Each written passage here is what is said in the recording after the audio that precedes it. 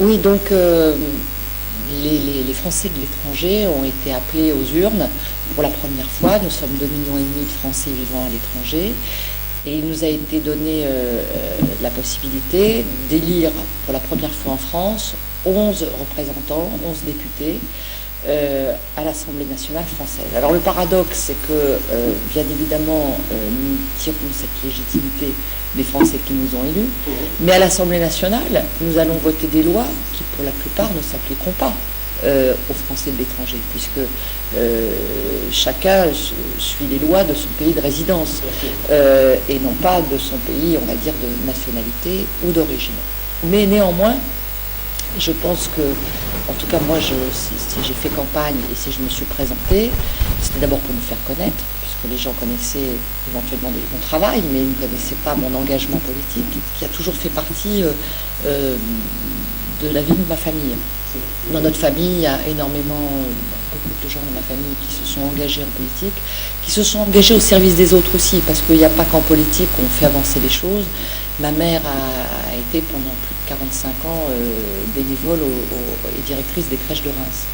Donc on peut trouver différentes sortes d'engagements dans la vie. Et donc, quand j'ai vu cette opportunité, je me suis dit, c'est intéressant parce que qu'est-ce qu'on peut apporter à notre pays? On peut apporter beaucoup de choses, des expériences réussies de nos pays de résidence. C'est-à-dire que j'ai pu observer l'apprentissage de la langue anglaise aux Pays-Bas. Quand on parle néerlandais, il est évident que dès le début, dès la plus jeune enfance, on comprend qu'il faut apprendre l'anglais aux enfants.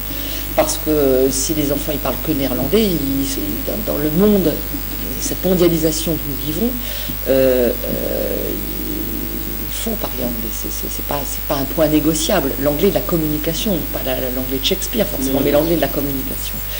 Et les Français n'ont pas encore compris ça. C'est-à-dire que comme le français était encore diplomatiquement et même commercialement parlant une des grandes langues majeures au monde, c'est bien évidemment terminé, mais il y a encore des réticences où le français va dire oui, mais la défense de la langue française, je pense qu'il se trompe de combat. Bien évidemment, il faut défendre la langue française. Bien évidemment, il faut que nos jeunes apprennent prioritairement la langue française et l'apprennent correctement. Mais ça n'empêche pas qu'il faut aussi qu'un jeune, aujourd'hui, s'il veut trouver un travail, ne pas parler anglais. Pour un des pays les plus touristiques au monde, un chauffeur de taxi doit parler anglais, un serveur de restaurant doit parler anglais. Il n'y a pas un travail pour lequel, je dirais, des notions, l'échange de la communication en anglais ne soit pas indispensable. Voilà le genre d'expérience que j'ai pu observer de très près, avec les méthodes d'apprentissage qui sont très différentes, parce que nous aussi, je trouve, nous apprenons malheureusement souvent des langues vivantes en France comme des langues mortes, et nous n'apprenons pas, on commence déjà par faire 2 ans de grammaire, alors qu'une langue, c'est d'abord un son, une compréhension sans passer par la traduction. On parle mal souvent le français parce qu'on passe dans notre esprit par la traduction. Et donc on perd les réflexes de communication. Je me suis aperçue que quand même, pour les résidents, pour mes compatriotes, en fait, la plupart de leurs petits soucis, de leurs problèmes, il était plus à régler dans les pays de résidence. Des problèmes de double imposition qui existent encore entre la France et la Belgique, des problèmes